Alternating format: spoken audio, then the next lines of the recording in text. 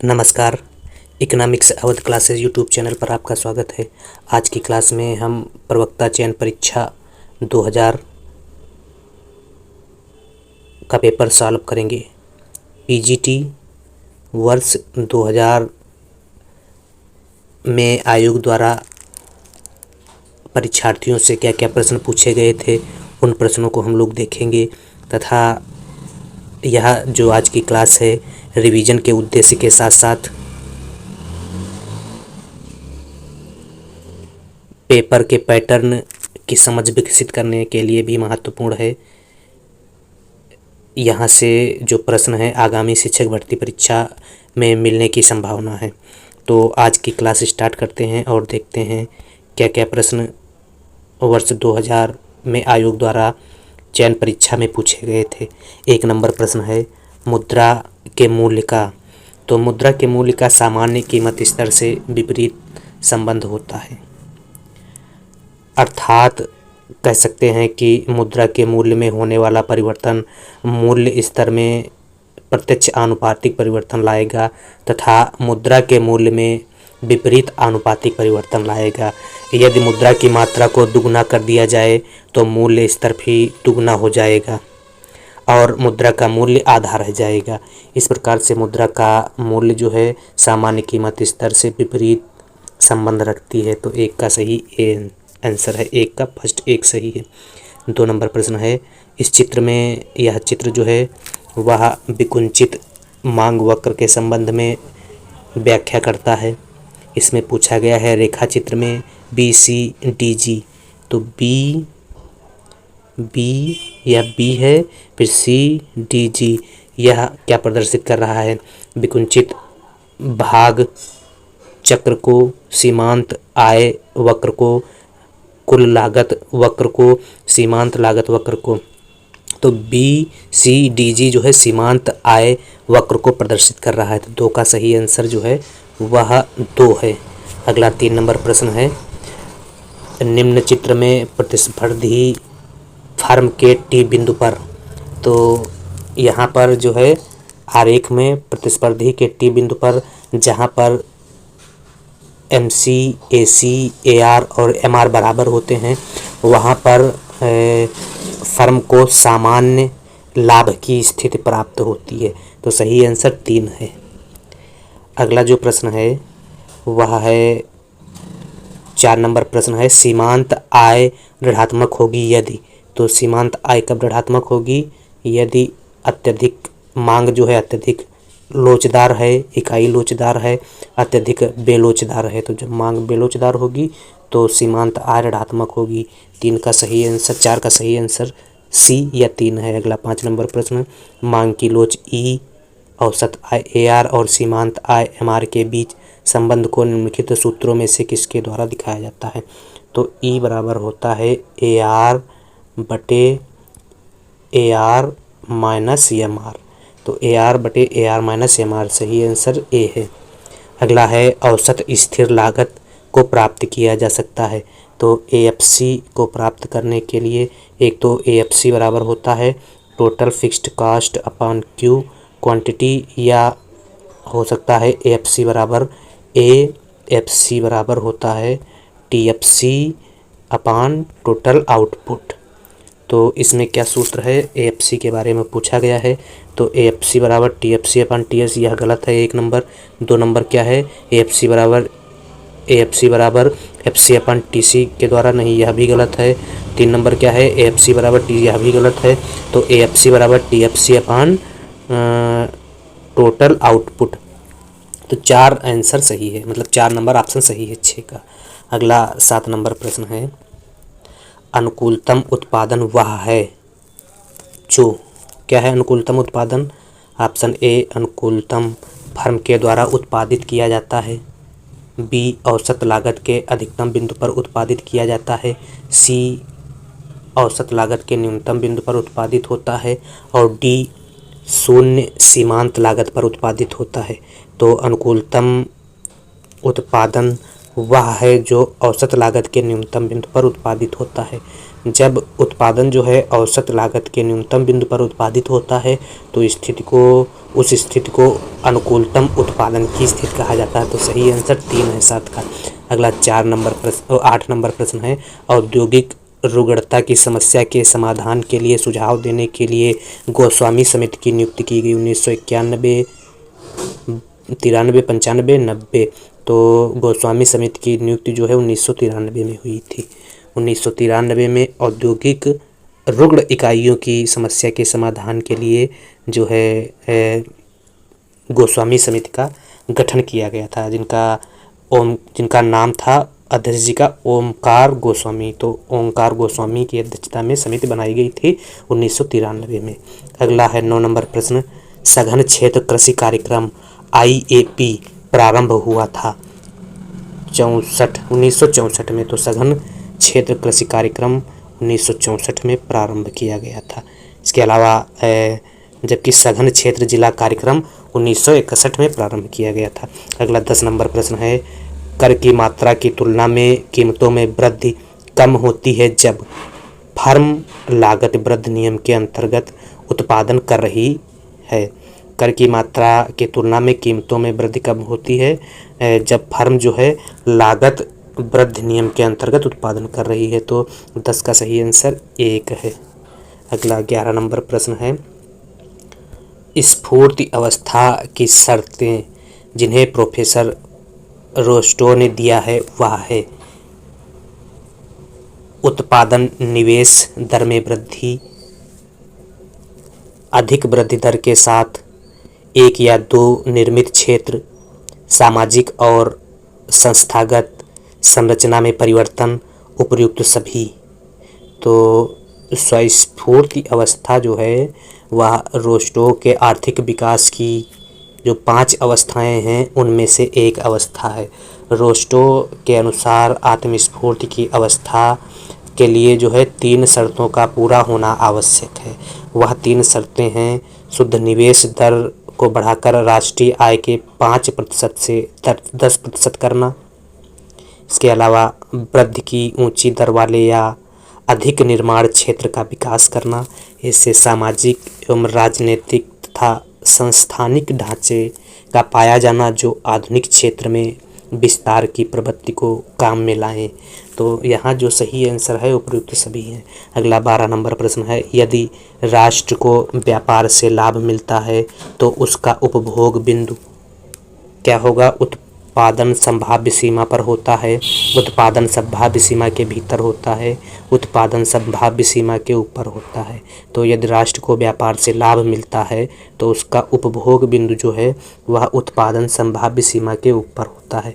तो सही आंसर जो है वह 3 है 12 नंबर प्रश्न का। अगला 13 नंबर प्रश्न है, हेक्सर-ओलिन प्रारूप में साधन बहुलता को परिभाषित किया है। तो हेक्सर-ओलिन प्रारूप में साधन बहुलता की अगर परिभाषा की बात की जाए तो साधन की भौतिक मात्रा के रूप में परिभाषित किया गया है और साधनों को कीमत के रूप में परिभाषित किया गया है। तो 1 और 2 सही अर्थात सी सही आंसर है। अगला प्रश्न है 14 नंबर, राष्ट्र की आपूर्ति वक्र दिखाता है कि राष्ट्र क्या कर सकता है, क्या निश्चित रूप से कर सकता है, क्या करना चाहता है, उपयुक्त में से कोई नहीं। तो राष्ट्र की आपूर्ति वक्र जो है दिखाता है कि राष्ट्र क्या कर सकता है। 14 का सही आंसर 1 है। अगला 15 नंबर प्रश्न है, ब्याज तरलता परित्याग का प्रतिफल है, यह कथन किसका है? तो ब्याज जो है तरलता परित्याग का प्रतिफल है, यह कथन प्रोफेसर जेम्स कीन्स द्वारा कहा गया है। तो सही आंसर 1 है। अगला 16 नंबर प्रश्न है, यदि 2 साधन पूर्णतः स्थानापन्न हो तो उनके बीच प्रतिस्थापन की लोच होगी। तो जब 2 साधन पूर्णतः स्थानापन्न हो तो उनके बीच प्रतिस्थापन की लोच अनंत होगी। 16 का सही आंसर 2। अगला 17 नंबर प्रश्न क्या है कि निम्नलिखित में से कौन लागत जनित मुद्रास्फीति का कारण है? उपभोग व्यय में वृद्धि, करारोपण में कमी, मांग में वृद्धि, मजदूरी और वेतन में वृद्धि। तो लागत जन मुद्रास्फीति का कारण जो है मजदूरी और लागत में वृद्धि है। मजदूरी और वेतन में वृद्धि, मजदूरी और वेतन वृद्धि लागत जनित मुद्रास्फीति का कारण है। सही आंसर 4 है। अगला, चित्र में निम्नलिखित अनुपातों में से कौन सीमांत उत्पादकता को दिखाता है? तो सीमांत उत्पादकता किसके द्वारा दिखाई जा रही है? तो A B upon B C के माध्यम से सीमांत उत्पादकता दिखाई जाती है। A B upon B C या ए बी या बी सी, इसके माध्यम से सीमांत उत्पादकता दिखाई जा रही है। तो 18 नंबर प्रश्न का सही आंसर 1 है। अगला 19 नंबर प्रश्न, बचत गुणक परिभाषित है। तो बचत गुणक की परिभाषा की अगर बात की जाए तो के बराबर हो जाएगा 1/r। 1/r 1 में सही आंसर है। अगला 20 नंबर प्रश्न है, फिशर के परिमाण सिद्धांत की व्याख्या किस समीकरण में की गई है? तो फिशर के परिमाण सिद्धांत की व्याख्या जो है mv बराबर pt के रूप में है। mv बराबर pt, जिसमें mv मुद्रा की पूर्ति और उसकी चलन गति अर्थात कुल मुद्रा की पूर्ति को व्यक्त करता है, जबकि pt वस्तुओं और सेवाओं पर किए गए कुल मौद्रिक व्यय अर्थात मुद्रा की मांग को व्यक्त करता है। तो mv बराबर pt 1 से सही आंसर है। यह फिशर का समीकरण है। अगला 21 नंबर प्रश्न है, अर्थशास्त्री निम्नलिखित मान्यताओं में से किसे उपभोक्ता के संदर्भ में हमेशा मानते हैं? वे बाजार में विवेकपूर्ण निर्णय लेते हैं, वे अपने आय से ज़्यादा व्यय नहीं कर सकते हैं, वे सभी दैनिक मजदूरी कमाने वाले हैं, उनकी रुचियां समान दिशा में कार्य करती हैं। तो अर्थशास्त्री निम्नलिखित मान्यताओं में से जो उपभोक्ता के संदर्भ में हमेशा मानते हैं वह बाजार में जो उपभोक्ता हैं बाजार में विवेकपूर्ण निर्णय लेते हैं, अर्थात उपभोक्ता को एक विवेकशील प्राणी के रूप में अर्थशास्त्र में माना गया है। तो सही आंसर ए है। अगला प्रश्न नंबर है 22, बाजार कीमत है। तो बाजार कीमत जो है वह अल्पकालीन संतुलन कीमत का एग्जाम्पल है। सही है 1 22 का। अगला 23 नंबर प्रश्न है, निम्न कोटि की वस्तु के लिए आय उपभोग वक्र की ढाल हमेशा। तो निम्न कोटि की वस्तु के लिए आय उपभोग वक्र की ढाल हमेशा जो है वह बाएं की तरफ पीछे हुई मुड़ी हुई होती है, जिसमें आय उपभोग वक्र जो है का ढाल ऋणात्मक होता है, बाएं की ओर पीछे मुड़ी हुई होती है। तो सही है। अगला 24 नंबर प्रश्न है, एक अपवाद वाली मांग वक्र वह है जिसकी ढाल। तो सामान्य मांग वक्र जो है यह हो जाती है बाएं से दाएं नीचे की ओर गिरती हुई होती है। तो अपवाद वाली मांग वक्र जो हो जाएगी वह दाहिनी ओर बाएं से दाएं ऊपर उठती हुई होती है। तो सही आंसर 24 का 1 है। अगला 25 नंबर प्रश्न है, एक देश गरीब है क्योंकि वह गरीब है, यह किसका कथन है? तो एक देश गरीब है क्योंकि वह गरीब है, यह जो कथन है प्रोफेसर नरकसे का है। प्रोफेसर नरकसे के अनुसार अल्पविकसित देशों में निर्धनता का दुष्चक्र इस तथ्य से उत्पन्न होता है कि पूंजी की कमी, मार्केट अपूर्णताओं, आर्थिक पिछड़ेपन तथा अल्प विकास के कारण इन देशों में कुल उत्पादकता कम होती है। कम उत्पादकता कम वास्तविक आय को बताती है। वास्तविक आय का निम्न स्तर का मतलब हुआ बचत की दर निम्न होती है। इस प्रकार से एक देश गरीब है क्योंकि वह गरीब है, प्रोफेसर नरकसे द्वारा बताया गया। तो 25 का सही आंसर ए है। अगला 26 नंबर प्रश्न है, राजकोषीय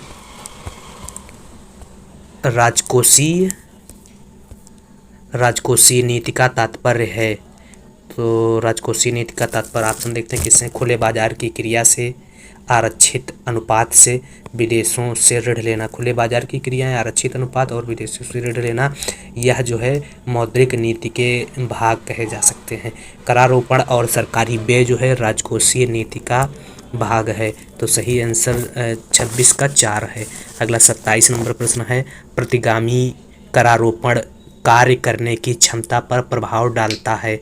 तो प्रतिगामी करारोपण जो है कार्य करने की क्षमता पर अनुकूल प्रभाव डालता है, प्रतिकूल प्रभाव डालता है, तटस्थ या इनमें से कोई नहीं।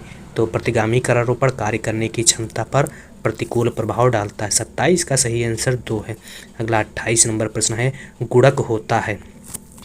तो गुणक के बराबर होता है, एक तो हो जाएगा 1/m/s और एक होता है k बराबर 1/1 - MPC। तो सीमांत उपभोग प्रवृत्ति और k में सीधा संबंध होता है तथा सीमांत बचत प्रवृत्ति और k में या गुणक में विपरीत संबंध होता है।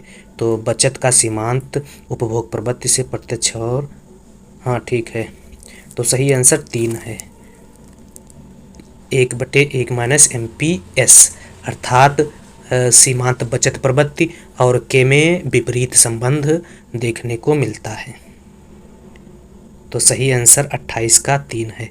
अगला 29 नंबर प्रश्न है, 2000 और 2001 के बजट के व्यय में सबसे बड़ा मद तो रक्षा व्यय हो जाएगा उस समय के अनुसार।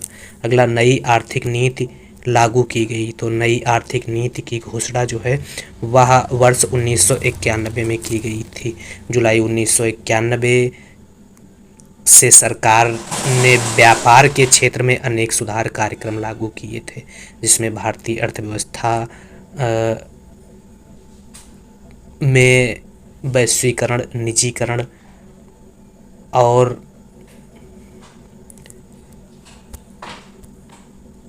और उदारीकरण की व्यवस्था अपनाई गई। इन सुधारों के साथ साथ 1991 में रुपये का अवमूल्यन किया गया तथा विनिमय दर में गिरावट के कारण जो है रुपये की चालू खाते में पूर्ण परिवर्तनीयता की स्थिति 1991 में लागू की गई थी। तो नई आर्थिक नीति 1991 से लागू की गई, 24 जुलाई 1991 से कह सकते हैं। अगला प्रश्न है, निम्नलिखित में से कौन प्रोफेसर सिराज के करारोपण के नियमों में सम्मिलित नहीं है? आधिक्य, लोच, मितव्ययिता, अनुमोदन। तो अनुमोदन जो है वह प्रोफेसर सिराज के करारोपण में सम्मिलित नहीं है। बाकी आधिक्य, लोच और मितव्ययिता प्रोफेसर सिराज के करारोपण के सिद्धांत में सम्मिलित है। तो 31 का सही आंसर 4 है। अगला 32 नंबर प्रश्न है, निम्नलिखित में से कौन नीति उपाय आयात की भौतिक मात्रा को प्रत्यक्ष रूप से नियंत्रित करते हैं? तो आयात की भौतिक मात्रा को प्रत्यक्ष रूप से कोटा द्वारा नियंत्रित किया जाता है। कोटा जो है वस्तुओं या कह सकते हैं जो सामान आयात या निर्यात किया जाता है उस पर लगाया जाता है, आयात पर मुख्य रूप से लगाया जाता है। इसी प्रकार से प्रशुल्क जो है यह एक व्यापार को नियंत्रित करने की नीति है जो आयात पर मुख्य रूप से निर्यातों पर लगाया जाता है। अगला प्रश्न है 33 नंबर, निम्नलिखित में से कौन एक कथन सही है? तो WTO राष्ट्रीय मुद्रा कोष का अंग है, WTO संयुक्त राष्ट्र संघ का अंग है, WTO एक अमेरिकी व्यापारिक संगठन है, WTO एक संगठन है जिसे गैट के सदस्यों ने बनाया। तो ए 1, 2, 3 तीनों गलत हैं, चौथा सही है। जो WTO है एक संगठन है जिसे गैट के सदस्यों द्वारा बनाया गया था। 1994 में उरुग्वे दौर की समाप्ति के पश्चात विश्व व्यापार संगठन की स्थापना के लिए जो है मार्ग प्रशस्त हुआ। इस समझौते के तहत गैट के सदस्यों ने हस्ताक्षर किया और 1 जनवरी 1995 को विश्व व्यापार संगठन की स्थापना हुई, जिसका मुख्यालय जो है जिनेवा में है। अगला प्रश्न है 34 नंबर, हाल के वर्षों में प्रत्यक्ष कर सुधारों के पीछे भारत में उद्देश्य रहा है? विस्तृत कर आधार प्राप्त करना, अधिक अच्छा प्रशासन सुनिश्चित करना, कर अनुपात को विवेकपूर्ण बनाना। तो उपयुक्त सभी सही है। 35 नंबर प्रश्न है, 35 नंबर, भारत में संघीय वित्त व्यवस्था के विकास क्रम में निम्नलिखित व्यवस्थाओं में से सर्वाधिक लाभ भारतीय संघ को किस व्यवस्था से प्राप्त हुआ? तो सर्वाधिक लाभ जो है वित्त संघीय वित्त व्यवस्था में वित्त आयोग के माध्यम से मिला है। 4 सही है। अगला है 36 नंबर प्रश्न है, भारत में मॉडिफाइड वैल्यू एडेड टैक्स किस वर्ष प्रारंभ किया गया? तो भारत में मॉडवैट या मॉडिफाइड वैल्यू एडेड टैक्स 1986 में प्रारंभ किया गया था, जब दीर्घकालीन राजकोषीय नीति को अपनाया गया था। अगला प्रश्न है 37 नंबर प्रश्न, निम्नलिखित करों में से कौन सा एक कर केंद्र द्वारा राज्य सरकारों के साथ बांटा जाता है?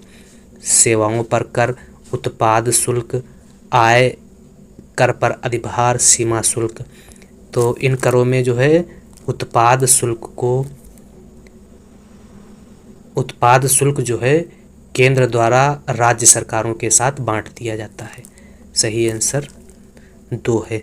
अगला 38 नंबर प्रश्न है, निम्नलिखित वर्गीकरण में द्वितीय योजना काल से संशोधित गाडगिल सूत्र का प्रयोग किस वर्ग में होता है?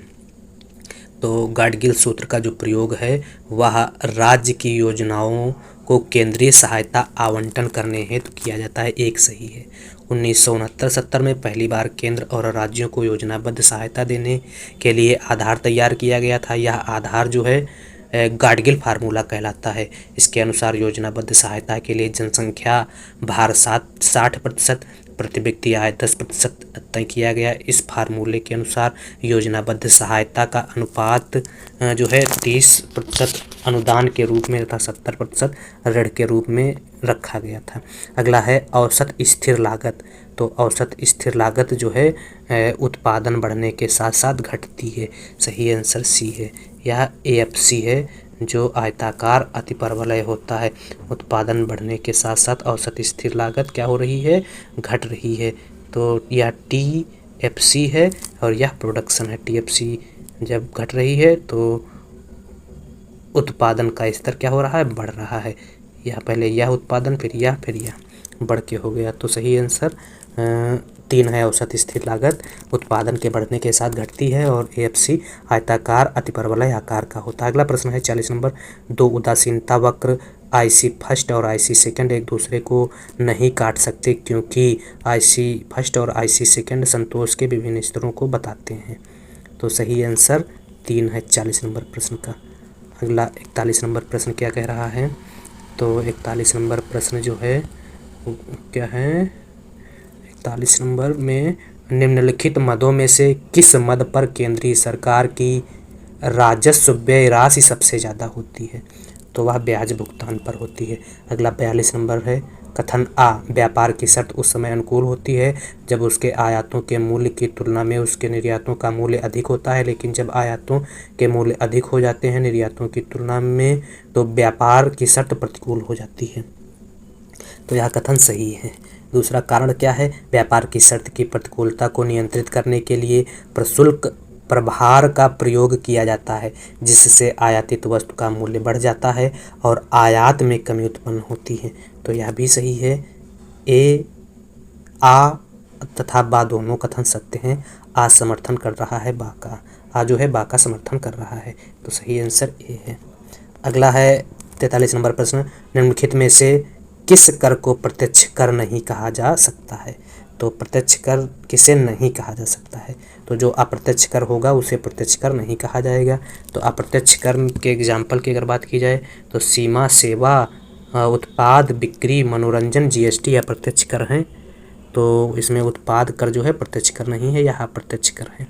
प्रत्यक्ष कर जो जिस पे लगाया जाता है उसी द्वारा अदा किया जाता है या उसी व्यक्ति द्वारा सरकार को दिया जाता है, और अप्रत्यक्ष कर जिस पे लगाया जाता है वह दूसरे पर टालने में सफल हो जाता है। तो आय कर, संपत्ति कर और उपहार कर जो है यह प्रत्यक्ष कर के एग्जाम्पल हैं। अगला प्रश्न है, प्रथम वित्त आयोग का गठन किस वर्ष किया गया था? तो प्रथम वित्त आयोग का गठन 1952 में केसी नियोगी समिति की अध्यक्षता में किया गया था। 1952 सही आंसर 2 है। अगला 45 नंबर प्रश्न है कि अंतर्राष्ट्रीय मुद्रा कोष अपने सदस्य देशों को ऋण प्रदान करता है। तो अंतर्राष्ट्रीय मुद्रा कोष अपने सदस्य देशों को ऋण प्रदान करता है। कैसा ऋण? दीर्घकालीन निवेश के लिए ऋण, भारी उद्योगों की स्थापना के लिए ऋण, भुगतान संतुलन के घाटे को कम करने के लिए ऋण, देश में आधारभूत सुविधा के निर्माण के लिए ऋण। तो अंतर्राष्ट्रीय मुद्रा कोष अपने सदस्य देशों को जो है भुगतान संतुलन के घाटे को कम करने के लिए ऋण प्रदान करता है। ब्रेटन वुड्स सम्मेलन के निर्णयानुसार अंतर्राष्ट्रीय मुद्रा कोष की स्थापना दिसंबर 1944 में हुई थी, लेकिन काम जो है 1945 में IMF ने चालू किया था। वर्तमान में इसके सदस्य देश लगभग 189 हैं, 189 है और भुगतान संतुलन की समस्या से निपटने के लिए अंतर्राष्ट्रीय मुद्रा कोष अल्पकालीन ऋण की व्यवस्था कराता है सदस्य देशों को। अगला प्रश्न है 46 नंबर, निम्नलिखित वर्गीकरण में से मनोरंजन कर का संबंध स्पष्ट कीजिए।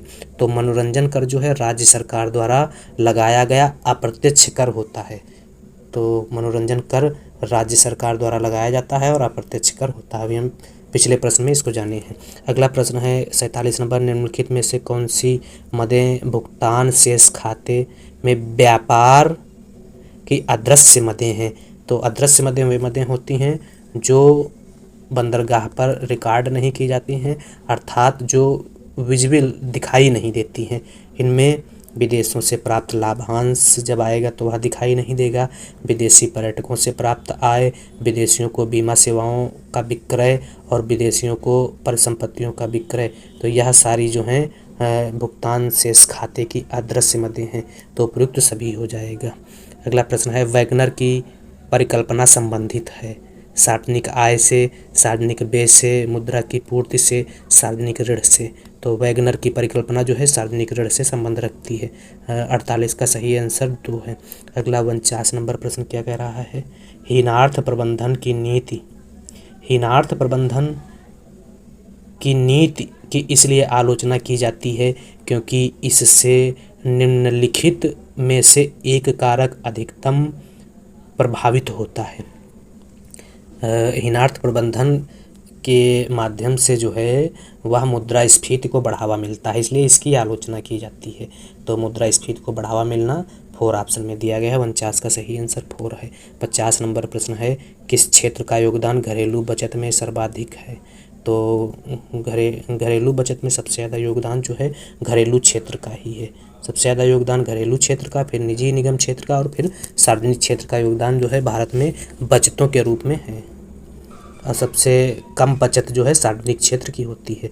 अगला जो प्रश्न है आय की असमानता दूर करने के लिए कौन सा क्षेत्र महत्वपूर्ण भूमिका निभाता है? तो आय की असमानता दूर करने के लिए लघु एवं कुटीर उद्योग क्षेत्र जो है वह बहुत महत्वपूर्ण होता है। बड़े उद्योगों से आय असमानता नहीं मिटाई जा सकती, निजी उद्योगों से भी नहीं, मध्यम उद्योगों से भी नहीं।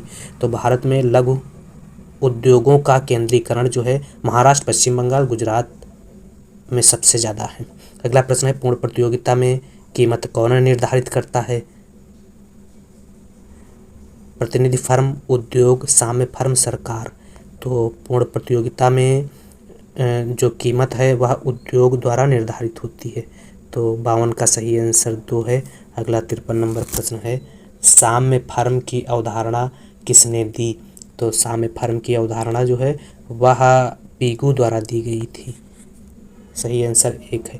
पीगू का साम्य फर्म का दृष्टिकोण मूलतः जो है मार्शल के दृष्टिकोण का संशोधित रूप है। पीगू का दृष्टिकोण है कि यदि कोई उद्योग संस्थिति की स्थिति में है, अर्थात उसका कुल उत्पादन की हुई मांग के संदर्भ में अपरिवर्तित हो जाए, तो आवश्यक नहीं है कि उस उद्योग के सभी फर्म संस्थिति की स्थिति में हों। अगला प्रश्न है 54 नंबर राजकोषीय नीति के संबंध में निम्नलिखित में से कौन सा कथन सही नहीं है? कौन सा कथन सही नहीं है यह देखना है। पहला कथन है राजकोषीय नीति में कर नीति और व्यय नीति को सम्मिलित किया जाता है, तो यह कथन सही है। दूसरा है राजकोषीय नीति का संबंध सार्वजनिक ऋण तथा ऋण प्रबंधन से है, तो यह भी सही है। राजकोषीय नीति अर्थव्यवस्था में मुद्रा की पूर्ति को प्रभावित करता है, यह भी सही है। और राजकोषीय नीति विनिमय दर को स्थिर रखता है। तो राजकोषीय नीति विनिमय दर को स्थिर नहीं रखता। विनिमय दर का संबंध जो है मौद्रिक नीति से होता है। तो 4 सही है 54 का। अगला 55 नंबर प्रश्न है, भारत की केंद्रीय सरकार को आय किस साधन से प्राप्त नहीं होती है? तो भारत में जो संघ सरकार है उसको व्यापार कर से आय की प्राप्ति नहीं होती है। तो सही आंसर 1 है, 1 55 का। अगला 56 नंबर प्रश्न है, निम्नलिखित में से किसे भुगतान संतुलन के दृश्य मदों में सम्मिलित किया जाता है? तो दृश्य मदों के अंतर्गत जहाज रानी सेवाएं, जितनी सेवाएं हैं दृश्य मदों के अंतर्गत आएंगी। वस्तुओं के निर्यात से आय, यह दृश्य मदों के अंतर्गत सेवाएं अदृश्य मदों में आएंगी और जो वस्तुएं हैं वह दृश्य मदों में आएंगी। तो जहाज रानी सेवाएं अदृश्य मद है और यह वस्तुओं के निर्यात से आय यह दृश्य मद है। तो दृश्य मद में जो शामिल किया जाएगा वह 2 है। और बीमा सेवाओं के लिए भुगतान अदृश्य मद है, विदेशों से निजी संप्रेषण अदृश्य मद है। तो 1, 3 और 4 अदृश्य मद हैं, बाकी 2 दृश्य मद का एग्जाम्पल है। 57 नंबर प्रश्न, निम्नलिखित में से कौन किसी देश की व्यापार शर्तों को प्रभावित नहीं करता है? कौन सा जो है वह व्यापार शर्तों को प्रभावित नहीं करता है? प्रशुल्क, अवमूल्यन, अधिमूल्यन, स्थिर विनिमय दर। तो स्थिर विनिमय दर जो है व्यापार की शर्तों को प्रभावित नहीं करता। 57 का सही आंसर 4 है। अगला 58 नंबर प्रश्न है, शिशु का पालन करो, बालक की रक्षा करो और युवक को स्वतंत्र छोड़ दो। निम्नलिखित में से किस अर्थशास्त्री ने इस कथन को व्यक्त किया? तो यह कथन जो है फ्रेडरिक रिस्ट द्वारा दिया गया था। तो इनमें नाम नहीं है, इसलिए उपरोक्त में से कोई नहीं। अगला प्रश्न है 59, प्राथमिक घाटे में यदि सरकार द्वारा दिया गया ब्याज जोड़ दिया जाए तो वह बराबर हो जाएगा।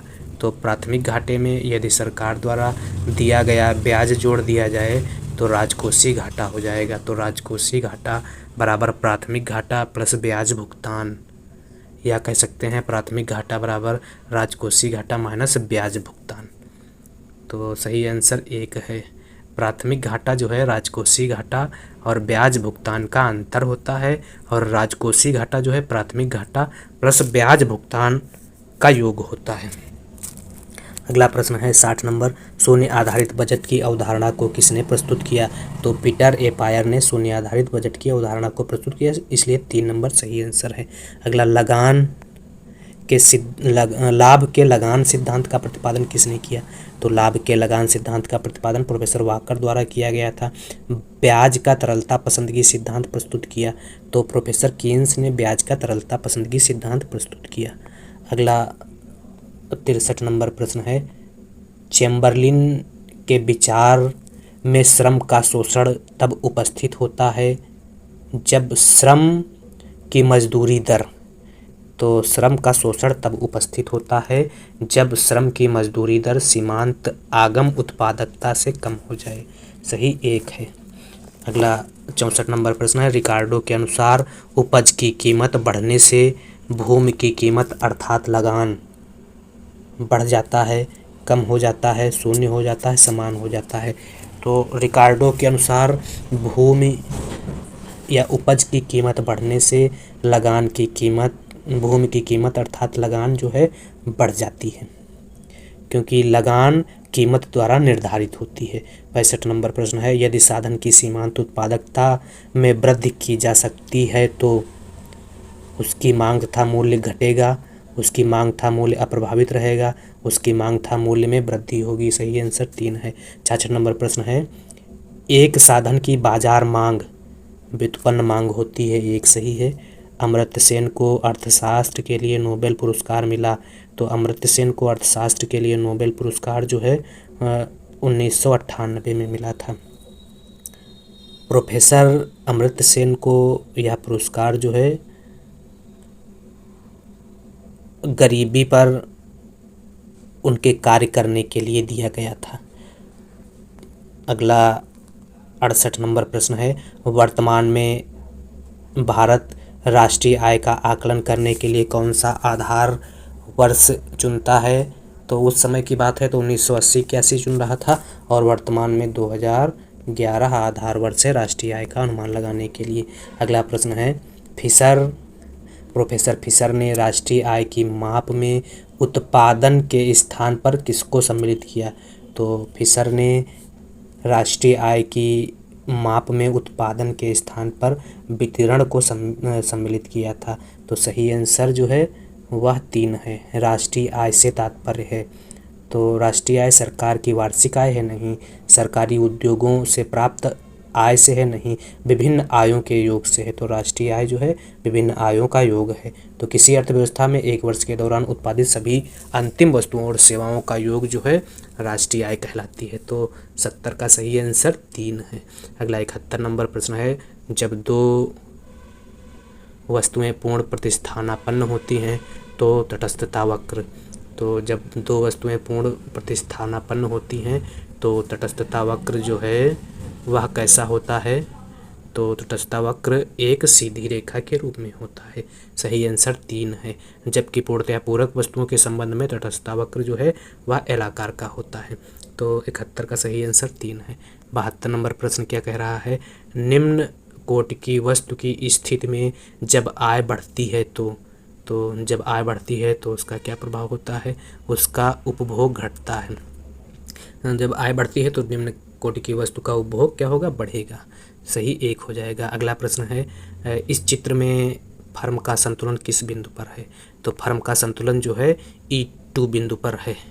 E2 बिंदु पर MC वक्र जो है AR या MR को जब नीचे से काटती है तो फर्म का संतुलन बिंदु होगा।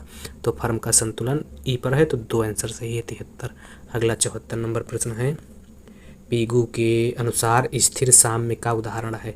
तो पीगू के अनुसार स्थिर साम्य का उदाहरण जो है वह भारी पेंदे वाला जहाज है।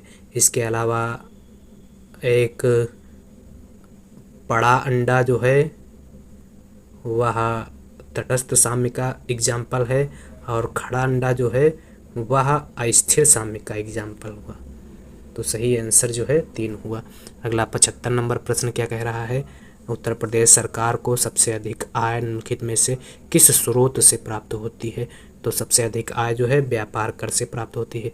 75 का सही आंसर 1 है। अगला 76 नंबर, सार्वजनिक व्यय एक 2 धार वाला अस्त्र है, यह कथन किसका है? तो सार्वजनिक व्यय एक 2 धार वाला अस्त्र है, यह कथन डाल्टन का है। तो सही आंसर 76 का 4। अगला 77 नंबर प्रश्न है, व्यापार यंत्र का नवप्रवर्तन सिद्धांत प्रस्तुत किया। तो व्यापार यंत्र का नवप्रवर्तन सिद्धांत प्रोफेसर शुम्पीटर ने दिया था। तो व्याख्या में क्या दिया गया है, प्रोफेसर शुम्पीटर मानते हैं कि नवप्रवर्तन के परिणाम स्वरूप होने वाले गत्यात्मक परिवर्तनों से लाभ उत्पन्न होता है। शुरू में वह एक पूंजीपति बंद अर्थव्यवस्था को लेता है जो स्थैतिक संतुलन में हो, एक वृत्तीय प्रवाह जो सदैव के लिए अपने पुनरावृत्ति करता हो रहता है, इस संतुलन को विशिष्टता प्रदान करता है। ऐसी स्थैतिक अवस्था में पूर्ण प्रतियोगिता संतुलन स्थापित करती है। तो नवप्रवर्तन की बात जो है शुम्पीटर करते हैं।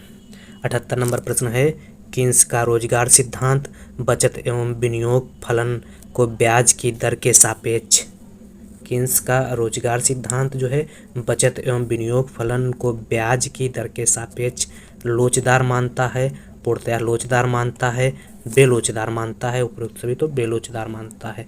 78 का सही आंसर 3। अगला 79 नंबर प्रश्न है, प्रतिष्ठित अर्थशास्त्रियों के अनुसार मौद्रिक एवं वास्तविक मजदूरी का संबंध होता है। तो प्रतिष्ठित अर्थशास्त्रियों के अनुसार मौद्रिक एवं वास्तविक मजदूरी में प्रत्यक्ष एवं आनुपातिक संबंध होता है। प्रतिष्ठित अर्थशास्त्रियों के अनुसार मौद्रिक और वास्तविक मजदूरी में जो संबंध है वह प्रत्यक्ष और आनुपातिक होता है। इसका कारण यह है कि प्रतिष्ठित अर्थशास्त्री मुद्रा के केवल क्रय विक्रय उद्देश्य को ध्यान में रखते हैं। उनका मानना है कि मूल्य स्तर में वृद्धि से बचत और विनियोग पर कोई प्रभाव नहीं पड़ता है। अगला 81 नंबर प्रश्न है, प्रोफेसर नाइट के अनुसार लाभ, तो नाइट के अनुसार लाभ जो है अज्ञात जोखिम का पुरस्कार है। लाभ जो है ज्ञात एवं अज्ञात जोखिम, दो जोखिम जो है ज्ञात एवं अज्ञात जोखिम दो प्रकार के होते हैं, लेकिन जो लाभ है नाइट के अनुसार वह अज्ञात जोखिम का पुरस्कार है। मतलब ऐसा जोखिम जिस जोखिम की पहले से जानकारी नहीं होती है। नाइट को उन जोखिमों और निश्चितताओं का पुरस्कार मानते हैं जिनका बीमा नहीं कराया जा सकता है या यह बीमा योग्य नहीं होते हैं। अगला प्रश्न है लाभ का संभाव्य या अचंभा सिद्धांत किसने दिया? तो लाभ का संभाव्य या अचंभा सिद्धांत जो है प्रोफेसर साइकिल द्वारा दिया गया था। सही आंसर 2 है। सही कथन की बात करनी है यहाँ पर। कौन सा सही कथन है? यदि वस्तु की मांग अधिक है तो साधन की मांग कम होगी। यदि वस्तु की मांग अधिक है तो साधन की मांग अधिक होगी। यदि वस्तु की मांग कम है तो साधन की मांग अधिक होगी। तो उपरोक्त में से कोई नहीं। तो यदि वस्तु की मांग अधिक है तो साधन की मांग अधिक होगी। मतलब कहने का मतलब हुआ जब वस्तुएं मार्केट में अधिक डिमांड की जाएंगी तो उत्पादन के साधन की मांग बढ़ जाएगी। तो सही आंसर 2 है। अगला 3 नंबर प्रश्न है अल्पाधिकार बाजार में पाया जाता है। तो अल्पाधिकार बाजार में क्या पाया जाता है? तो अल्पाधिकार बाजार में कुछ विक्रेता पाए जाते हैं। सही आंसर 4 है। अगला प्रश्न है 84 नंबर प्रश्न। 84 नंबर प्रश्न क्या है? सामान्यतया दीर्घकाल में एकाधिकारी को सदैव अति सामान्य लाभ मिलता है क्योंकि दीर्घकाल में एकाधिकारी को सदैव अति सामान्य लाभ मिलता है क्योंकि फर्मों के प्रवेश पर प्रतिबंध होता है।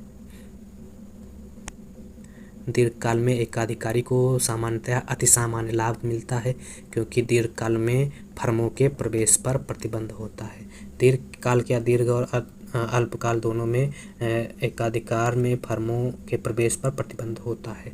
तो ये सही आंसर हो जाएगा। दीर्घकाल में एकाधिकारी व्यवसाय में केवल तभी रह सकता है यदि वह सामान्य से अधिक लाभ कमाने की क्षमता रखता है। यदि वह अल्पकाल में हानि उठा रहा था तो दीर्घकाल में उसके पास पर्याप्त समय रहता है जिससे वह अपने लाभ को अधिकतम करने के लिए वर्तमान प्लांट में परिवर्तन कर सकता है, यह मानते हुए कि नई फर्मों का प्रवेश नहीं हो रहा है।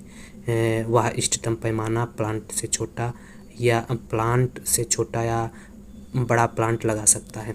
अगला 85 नंबर पूर्ण प्रतियोगिता के दीर्घकाल में फर्म का संतुलन होता है। तो पूर्ण प्रतियोगिता में दीर्घकाल में संतुलन जो है जब AR, MR, AC, MC सभी बराबर होते हैं तब होता है। तो सही आंसर जो है 3 है। अगला प्रश्न है 86 नंबर दीर्घकालीन उत्पादन फलन का संबंध होता है। तो दीर्घकालीन उत्पादन फलन का संबंध जो है वह पैमाने के प्रतिफल से होता है। पैमाने के प्रतिफल जो है घटते हुए, बढ़ते हुए और स्थिर पैमाने के प्रतिफल देखने को मिलते हैं, जबकि परिवर्तनशील अनुपातों का नियम का संबंध जो है अल्पकाल से होता है। तो सही आंसर जो है 2 है 86 का। अगला 87 नंबर प्रश्न क्या कह रहा है? तो 87 नंबर परिवर्तनशील अनुपात के नियम की पहली अवस्था समाप्त होती है जहाँ। तो परिवर्तनशील अनुपात के नियम की पहली अवस्था कहाँ समाप्त होती है? तो पहली अवस्था जो है जब MP वक्र AP वक्र को उसके अधिकतम बिंदु पर काटता है। देखते हैं आरेख बना के। पहली अवस्था यह जो है टोटल प्रोडक्शन है।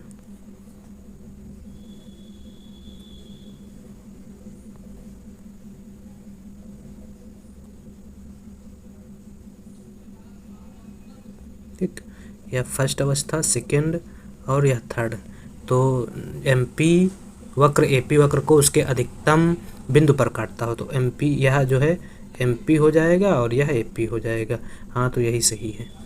तो 87 का सही आंसर जो है वह 4 है। अगला 88 नंबर प्रश्न है। 88 नंबर प्रश्न है यदि कीमत मांग की लोच डेल्टा x अपान x इंटू डेल्टा P अपान डेल्टा PY है, जिसमें तथा डेल्टा x अपान डेल्टा x बराबर जो 0 है तो कीमत लोच होगी तो ऐसी स्थिति में कीमत लोच जो है शून्य हो जाएगी। प्रकट अधिमान सिद्धांत आधारित है, तो प्रकट अधिमान सिद्धांत जो है सबल क्रमबद्धता पर आधारित है, जिसे दृढ़ क्रमबद्धता भी कहा जाता है। तो यह अवधारणा जो है प्रोफेसर सैमुअल्सन द्वारा दी गई थी। इसके अलावा तटस्थता वक्र सिद्धांत जो है वह हिग्स द्वारा दी गई थी, जो निर्बल क्रमबद्धता पर आधारित है। अगला 90 नंबर प्रश्न है, कीमत उपभोग वक्र की ढाल सदैव ऋणात्मक होती है, सदैव धनात्मक होती है, शून्य होती है, वस्तुओं की प्रकृति के संदर्भ में अतिरिक्त सूचना के अभाव में कुछ नहीं कहा जा सकता है। तो कीमत उपभोग वक्र की ढाल जो है इसमें बताया गया है वस्तुओं की प्रकृति के संदर्भ में अतिरिक्त सूचना के अभाव में कुछ नहीं कहा जा सकता। तो 90 का सही आंसर 4 है। 91 नंबर क्या है, निम्नलिखित में से कौन सा कथन गलत है। 1 नंबर क्या है, सार्वजनिक प्राप्ति सार्वजनिक आय और सार्वजनिक ऋण का योग है, ठीक। कर एक अनिवार्य भुगतान है, ठीक। एडम स्मिथ ने करारोपण के 5 नहीं 4 सिद्धांत दिए थे। एडम स्मिथ ने करारोपण के मितव्ययिता, निश्चितता, सुविधा और आधिक्य का सिद्धांत दिया था। 91 नंबर का सही आंसर जो है वह 3 है। अगला प्रश्न है, जब किसी कर का कराधान एवं करापात एक ही व्यक्ति पर होता है तो वह क्या कहलाता है। तो कराघात या करापात जब एक ही व्यक्ति पर पड़ता है तो उसे प्रत्यक्ष कर कहा जाता है। तो सही आंसर 92 का 1 है। अगला 93 नंबर प्रश्न है, वर्तमान में भारत में अधिकतम सीमांत आय कर की दर है। तो अधिकतम सीमांत आय कर की दर जो है 30% है। अगला 94 नंबर प्रश्न है, मांग की लोच अधिक होने पर करापात अधिक होता है। तो मांग की लोच जब अधिक होगी तो करापात, मांग की लोच अधिक होने पर करापात अधिक होगा। तो मांग की लोच अधिक होने पर करापात जो है वह किस पे पड़ेगा, विक्रेता पर पड़ेगा। 2 आंसर सही है।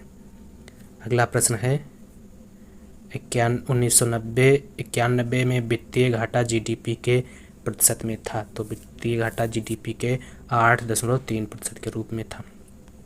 अगला 96 नंबर प्रश्न है, निम्नलिखित में से गलत कथन की बात करनी है, कौन सा गलत कथन है पहचानना है। 1 नंबर है, सामाजिक वस्तुओं में कीमत यंत्र लागू नहीं होता है, सही है। 2 नंबर क्या है, जबकि एक व्यक्ति अपनी आय के अनुसार व्यय को निश्चित करता है, एक राजकीय संस्था अपनी आय को व्यय के अनुसार निश्चित करती है, भी सही है। और 3 नंबर है, ऋण परिशोधन कोष सार्वजनिक ऋण शोधन की एक महत्वपूर्ण विधि है, यह भी सही है। और क्षतिपूरक व्यय का अर्थ होता है बचत का बजट। तो क्षतिपूरक व्यय का अर्थ बचत का बजट नहीं बल्कि मंदी की अवधि के दौरान गैर सरकारी खर्च में कमी को पूरा करने के लिए तथा आर्थिक स्थिरता तथा राष्ट्रीय अर्थव्यवस्था में उसके अनुकूलतम स्तर पर बनाए रखने के लिए जो सरकारी खर्च किया जाता है आमतौर पर उसे क्षतिपूरक व्यय कहा जाता है। तो यह सही हो जाएगा, क्योंकि गलत पूछा गया तो यही गलत है, 4 नंबर कथन। अगला 97 नंबर प्रश्न है, घाटे की वित्त व्यवस्था की महत्वपूर्ण सीमा है मुद्रा आय अनुपात, मुद्रा साख मुद्रा अनुपात, घाटा आय अनुपात, उपयुक्त सभी। तो घाटे की वित्त व्यवस्था की महत्वपूर्ण सीमा जो है मुद्रा आय अनुपात है, साख द्रव्य अनुपात है, घाटा अनुपात है, तो उपयुक्त सभी सही है। 97 नंबर का सही आंसर जो है वह 4 है। अगला 98 नंबर प्रश्न है, तटस्थता विधि से उपभोक्ता के संतुलन निर्धारण के लिए उदासीनता वक्र का मूल बिंदु की ओर नतोदर होना आवश्यक है। तटस्थता विधि से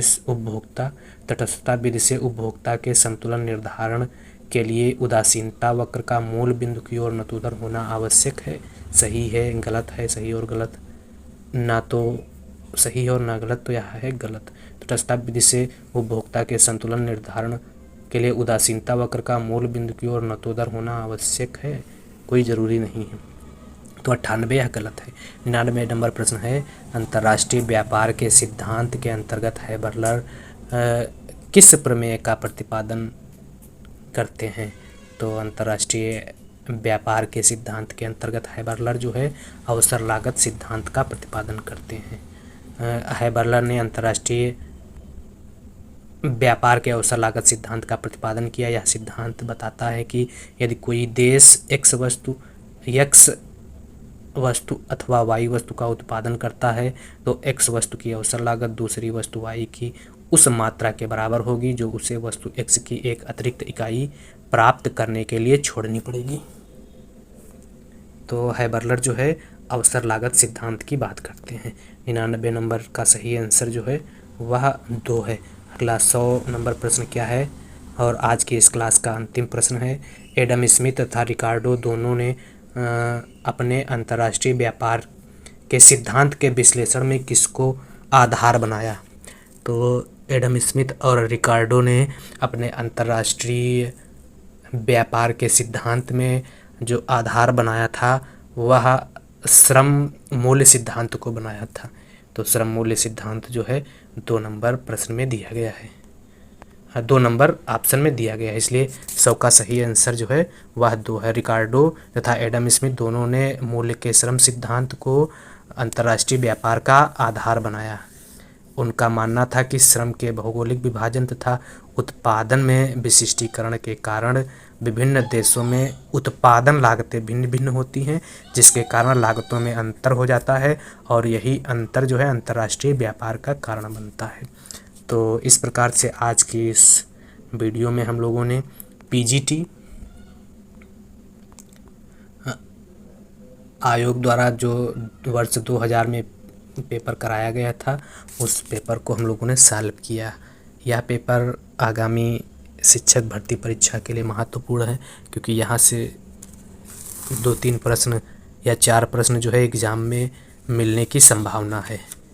अब अगली जो क्लास रहेगी वह क्लास हम लोग पेपर सॉल्व करने की श्रृंखला में पीजीटी वर्ष 2002 में जो आयोग द्वारा प्रश्न पत्र कराया गया था उस प्रश्न पत्र को सॉल्व करेंगे। इसके पहले हम लोगों ने आयोग द्वारा टीजीटी ट्रेंड ग्रेजुएट टीचर के जितने भी क्वेश्चन पेपर कराए गए हैं या जितने भी पेपर कराए गए थे उन पेपरों को हम लोगों ने सॉल्व किया। अब हम लोग पीजीटी पेपर सॉल्व करने की कोशिश करेंगे और जितने भी पेपर कराए गए हैं अभी तक उन समस्त पेपरों को ऐसे ही धीरे धीरे सॉल्व करेंगे। Economics Awadh classes YouTube channel पर अगर आप पहली बार विजिट कर रहे हैं तो इकोनॉमिक्स अवध क्लासेज चैनल को सब्सक्राइब करें, वीडियो अपने दोस्तों तक शेयर करें तथा वीडियो को लाइक करें।